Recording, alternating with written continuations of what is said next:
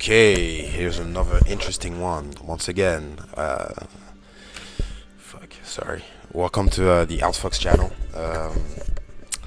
And I'm here to give some relationship advice. I'm 24 myself, and I'm engaged, happily engaged, I would say, 90% of the time, which is pretty good in my opinion. No. But jokes aside, no, people ask me to give them relationship advice all the time. They're like, how do you do it? How do you do it? I don't think there is that one way to do it. I think there's just some fundamentals you have to follow, but then you would also have to be aware of your surroundings and who you are. A little bit. I don't know why I'm going fucking philosopher 300,000 right now, but yeah. Here I'm gonna go on the relationship advice Reddit and see if I can give good advice to people. Let's go. I'm pretty curious of how that can turn out. Okay. I haven't read this yet, by the way. This is me reading it freshly. So let's see what it goes. Let's see how it goes. What can I do? I'm 24 female, unhappy, and he is 23 male and is living his best life. All right.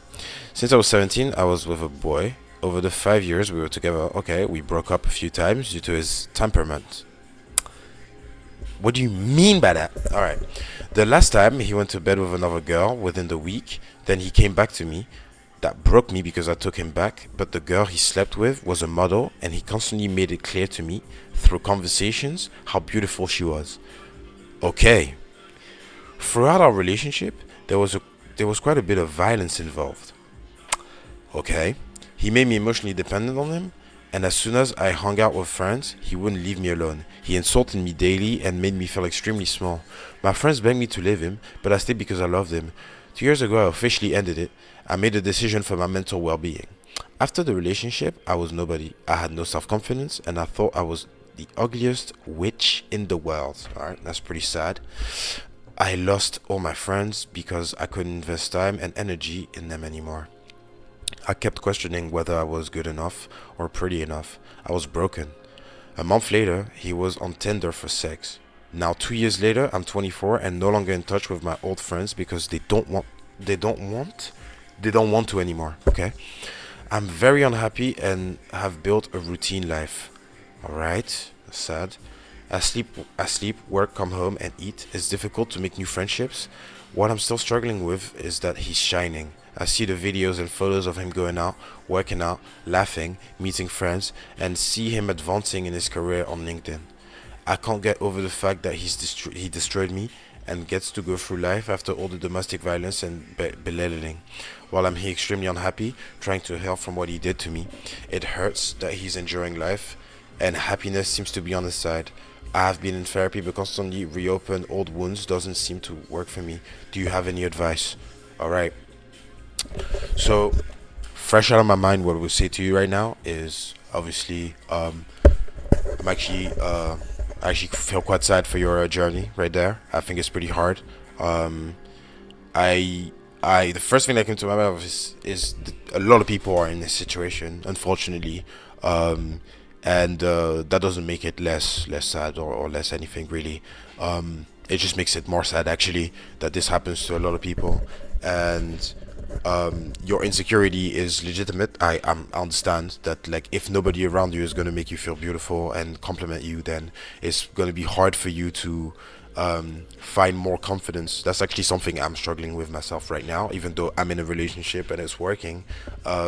It's never a good thing to have your significant other be the sole reason why you feel beautiful, why you feel good about yourself. So you need to find like better things, basically, to you need to find not better things but other things to set your confidence on that can never go away. My best advice on this is learn a skill. You're probably a fan of music, you're probably a fan of art, you probably like movies, you probably like reading or writing. There's things that you like to do, and you know what, there's a high chance that you don't even know what you like yet because you haven't tried it yet. And once you try this, you need to hone that skill and work on it hard. It's going to be something other than your work and your house and your depression. I'm not saying that your depression will leave because you do that. I don't think so. I don't know if you're depressed, but what I mean by depression is your anxiety and your insecurities. I don't think they'll leave instantly, but I think it's going to be something to counteract what it does to you, which makes you feel useless and which makes you feel, not a lesser human being, but someone who probably doesn't deserve happiness, or someone who probably won't get it because of who they are.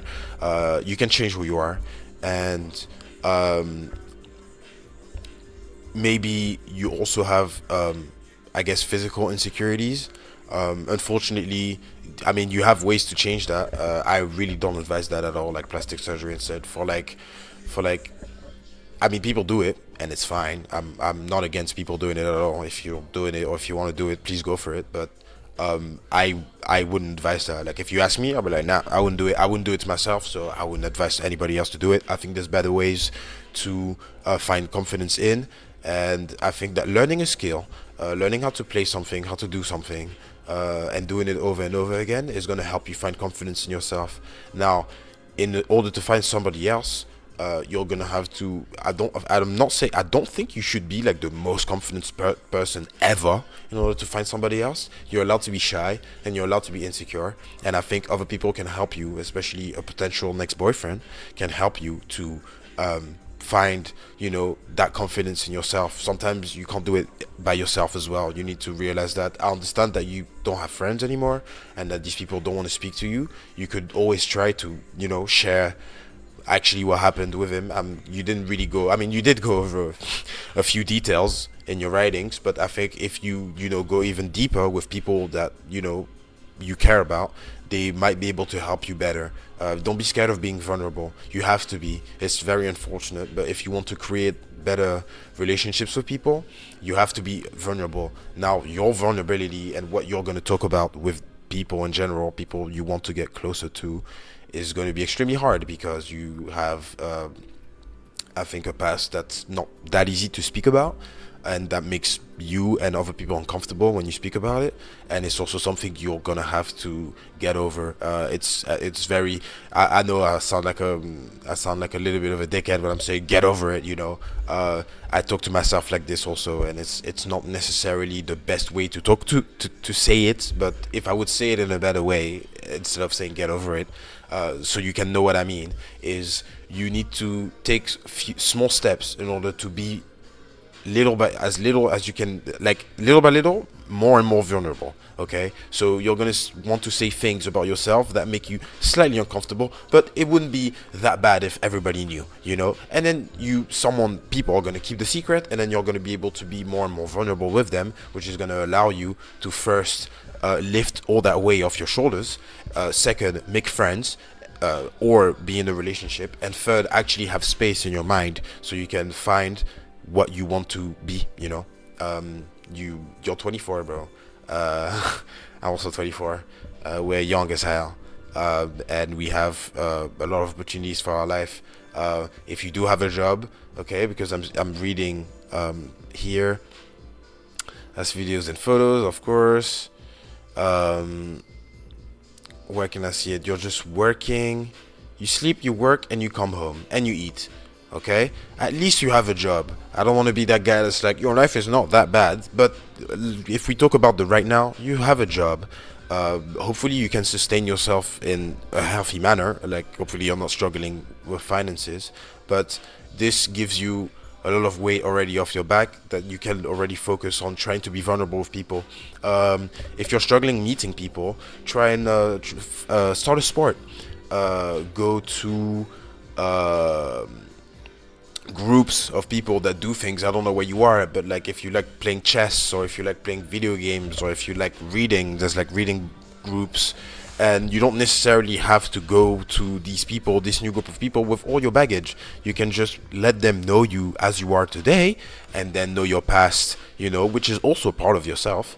But you can create a new identity. You can be who you want. It's like the people around you create who you are a little bit. It's a little bit unfair about life, but if you're around a certain certain type of people, they're gonna mold you into something else, and their vision of you is gonna become you. And it's kind of weird, but it's very annoying when it goes against you, but it's also very good when it goes with you, and you're able to create an identity that you like. Not perfect, you're gonna have flaws, and people need to accept that.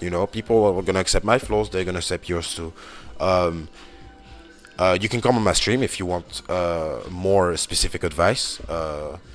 I mean, the link is probably going to be in the description of this video. I'm going to try and put it in the comments. I don't know if that's allowed, but let's see. Otherwise, it's uploaded on YouTube. And yeah, I think that you have also a pretty good chance of your life working out. I don't know about your boyfriend, and I don't know about his experience. He doesn't really seem to be a very good person, but unfortunately for us, that's usually the people who are successful the fastest. People who are willing to step over other people, people who are willing to, break the rules, and play unfair. These people are going to win faster than you. Now you have to make the choice of, are you going to play fair and win slow, or are you gonna play unfair and win fast? Yeah, this is a moral choice that everybody has to make at one point. He's made his. Now you make yours. I'm pretty sure you're probably thinking about revenge. I mean, I would if I was you. I would definitely think about revenge right there. But I obviously wouldn't advise you to do that. And I think this is the moral choice that you're gonna make. Are you gonna win fast, get revenge, actually probably feel better after you get revenge, but then again, you're not better than him if you do that? Or are you gonna try to reinvent your life by yourself slowly?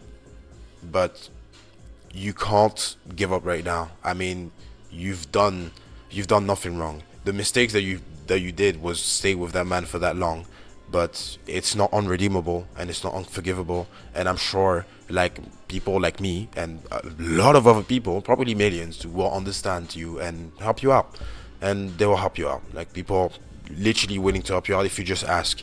It's true that we live in this world where it seems like people don't want to, but I think that if you're genuine with them and you don't come from a place where you're prejudging yourself or prejudging people's perception of you, and you just come as you and wait for people's judgment, people are going to be willing to listen to you and help you out, for sure. You just have to come from a humble place, and also maybe want to get better. I know that it's weird because everybody wants to be good, but what I mean by that is you need to be willing to make efforts and sacrifice yourself in order to be better. It's not easy either. Getting better is difficult, and it takes a lot of time and a lot of, like, obviously you can't give up. You need to keep doing things. So it's good that you're already going to therapy, and I think that it's going to take a long time before you feel better. It's going to take time and a lot of repeated actions. So good luck on your journey. I hope that you update everybody, and if you want to come and talk about it, I will be streaming later this week. I'll see, because I just started my own thing myself. And yes, good luck, my friend, and I will see the audience another day as well. Thank you for watching. Yes.